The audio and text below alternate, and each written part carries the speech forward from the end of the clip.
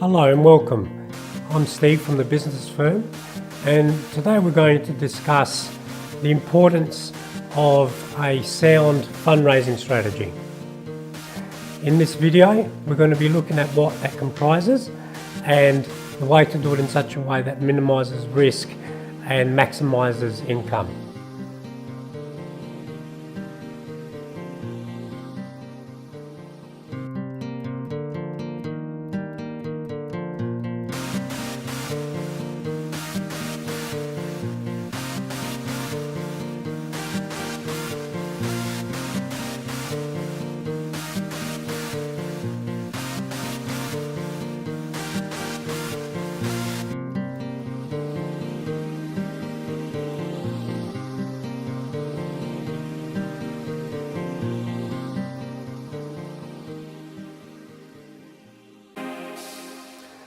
So what is a sound fundraising strategy? What does it look like, and how can it minimise risk and maximise income for a non-profit organisation? Well, a good fundraising strategy is one where there's diversity of revenue risk, one that doesn't rely on one or even two sources of income only. Because in any organisation, even a commercial business in which only has one product or one line of revenue, is obviously at risk. So in the non-profit world, there's no difference. It's exactly the same. You must diversify risk. So how do we look at setting up multiple income streams? Well, this is one of the services that the business firm provides to our clients. We have a large number of non-profit organisations and professional associations that aren't strictly commercial organisations, but obviously need money nonetheless to operate and to provide benefits to their members and the people that they serve. We look at the organisation and we assess a myriad of opportunities that exist for it in which it can create or derive income in a way that's obviously meaningful and that suits its agenda and suits its context. Some of those revenue streams are a little bit more old-fashioned, and some of them are newer, but they're all good and they all need to be looked at.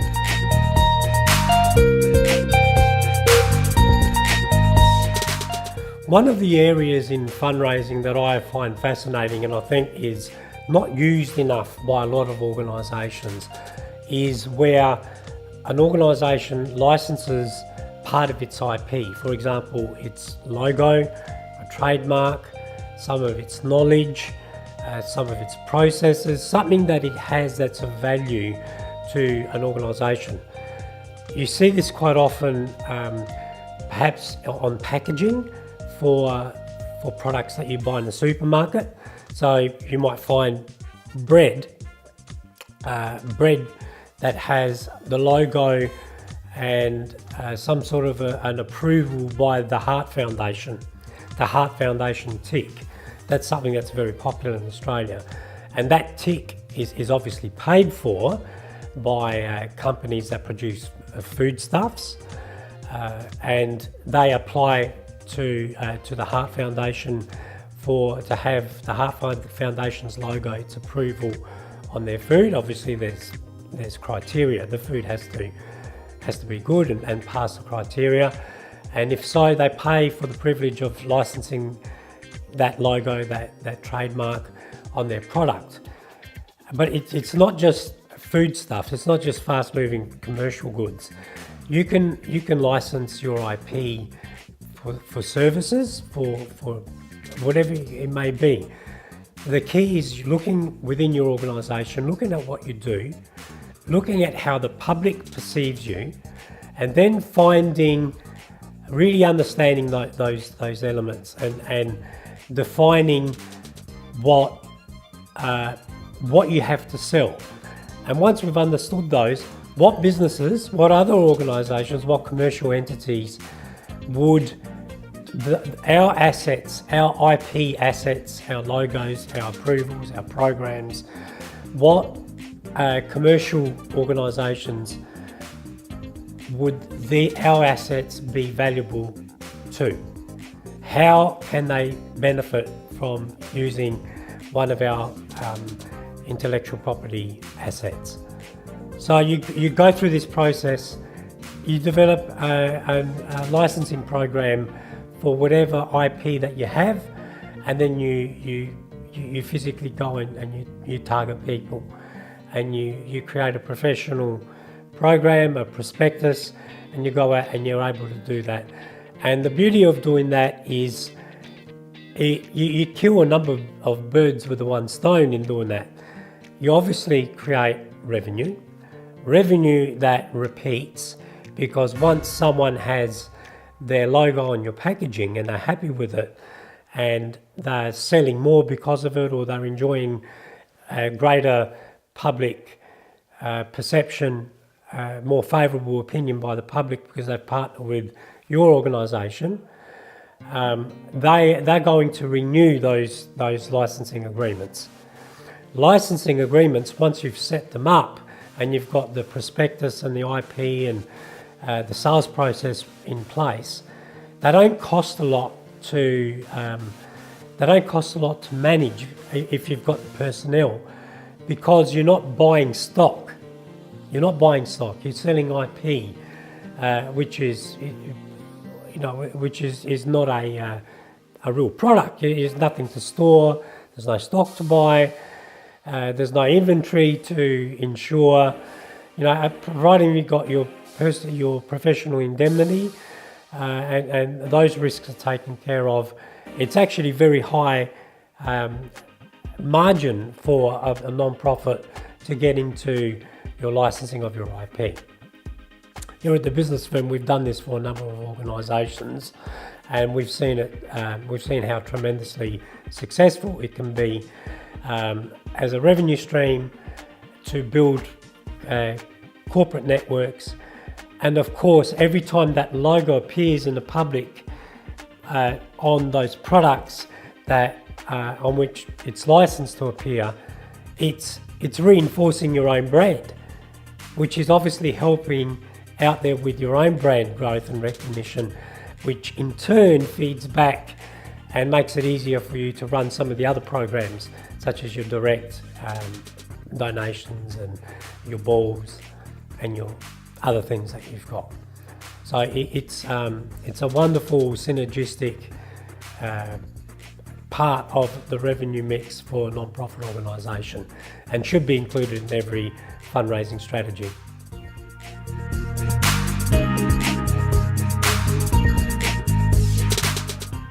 Of course, there's always lotteries and raffles.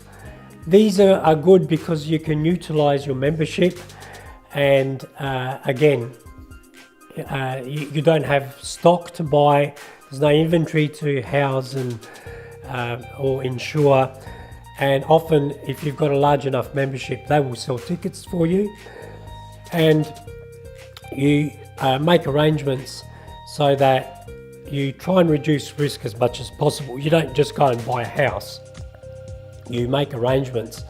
If you're going to do a lottery on a house, you make arrangements with the builder that unless you've sold a certain amount of tickets, the lottery's not going to go ahead, and you can cancel it so you don't get yourself in a pickle. But if smaller scale lotteries and raffles are always very, very good.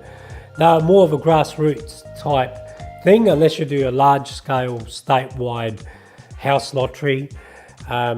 Most organisations, most non-profits, even small sporting clubs are able to run raffles and lotteries and that sort of thing quite easily.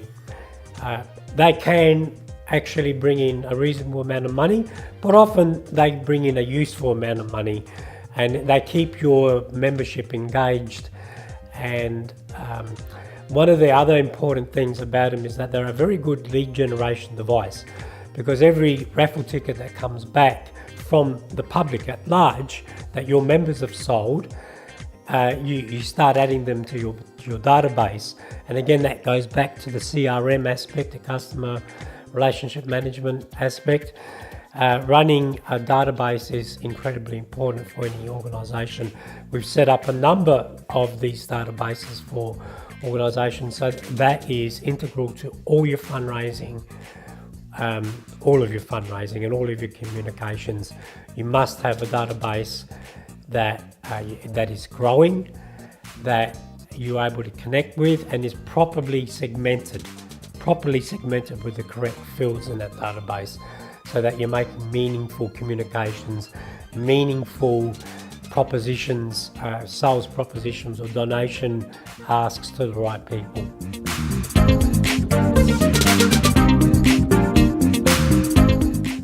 Of course, these days, online donations are becoming very popular. Often this is done where an organisation has at large, particularly on YouTube, on other channels, a set of videos, a set of very well created video clips. Then these video clips often tell a story that's very engaging and emotionally perhaps challenging for the viewer, and it grips the viewer, and the viewer is taken through the story and the power and the emotion in that short film or that piece, and they're transported to a level where they're emotionally engaged. And when they're emotionally engaged, they're more likely to actually take action and donate online. So it's quite a strategic way of going about it, but it's very good, because once you've created the video clips, you create them in such a way that in which they're timeless, they're evergreen, they can stay for 10, 20 years online. You don't put things in there that make them date. You don't put dates, calendar dates. You don't have a building behind you that's going up. That you try and make them last forever. And they have long-lasting universal appeals, and they're able to be an excellent lead generation device, because everyone that watches them will be engaged. They'll remember the brand. At the very, very least, they'll understand your mission, and they'll understand what you're trying to do. And at the very best, they'll click and online, and they'll donate to you. And once they donate to you, of course, they're in your database, and you bring them in and you can start cultivating them.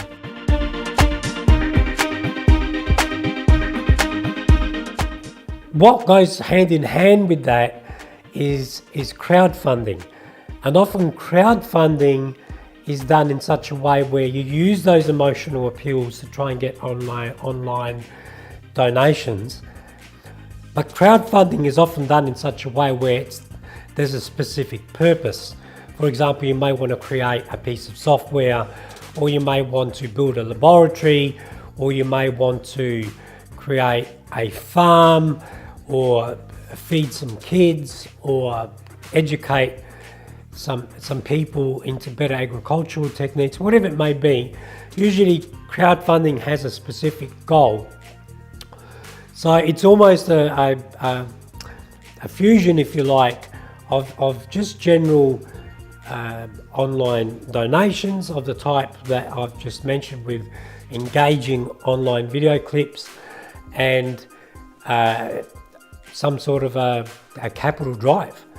And of course, because the internet goes everywhere around the world, and if you have the right video clips and the right appeal, and you've got a good cause that people believe in and is useful and has a good outcome for people, you can actually be very successful in this. And at the business firm, we've created a number of online campaigns. We've created all the video clips, the filming, the photography, the strategy. We've put all this up for people, and it's worked very well.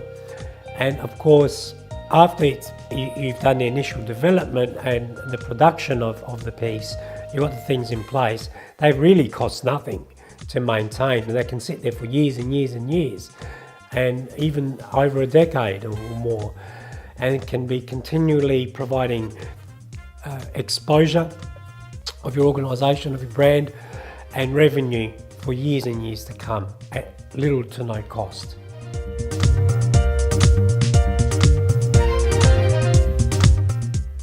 So now we've discussed a number of different revenue items, specific things that an organisation is able to do. But how do we manage all of this? Well, the first thing to understand is that in fundraising strategy, there's a thing called a donor pyramid. And the idea being is at the bottom of the pyramid, you need to have fundraising revenue items that are very, very easy for people to come into your database, come into your organisation with. Things like raffle tickets, things like rattling a tin on the street corner, things that are very low risk, very easy to attract new donors and new people into your organisation, in which you can able to give them a receipt or you're able to collect their details and they've made the first contact with your organisation. In lieu of flower donations at funerals are very, very good for this, because you're able to capture the donors' details and send them receipts. And once they're in your database, you can continue communication with them. So the idea is you have these very low-level, entry-level items in your revenue mix at the bottom of the donor pyramid. And as people come in, you start raising them up towards the top of this pyramid, and that every level that you ascend them into the pyramid becomes a little bit more of a commitment for them, and they become more connected to your cause and your organisation and more part of your community with each ascending level. So you may go from a general first raffle ticket, and you'll invite them to things and you'll send them communication. Then once you've cultivated them enough, you might send them an idea and say, look, would you like to become part of our monthly giving program? That's where you deduct a small amount from them every month, and some of them will come to that, but a smaller number will come to that than at the level before. And then there's the next level of engagement, and that may be asking them to come to an event. And they might come to an event, a breakfast or something. And at that event, there's obviously then you get to see them face to face, they get to hear someone speak, they get to see the result of the cure that you're creating, whatever it may be, whatever research you're doing, whatever benefit that you're delivering to the public, they get to experience it at that event somehow. You take them through for a tour in your school, you show them the kids on the new computers that you were able to purchase with the money that was raised. You give them an experiential taste of the benefit of what they're doing, and they become more engaged. And then of course there's the next level, and that next level may be more of a significant corporate donation, maybe a few $1,000s.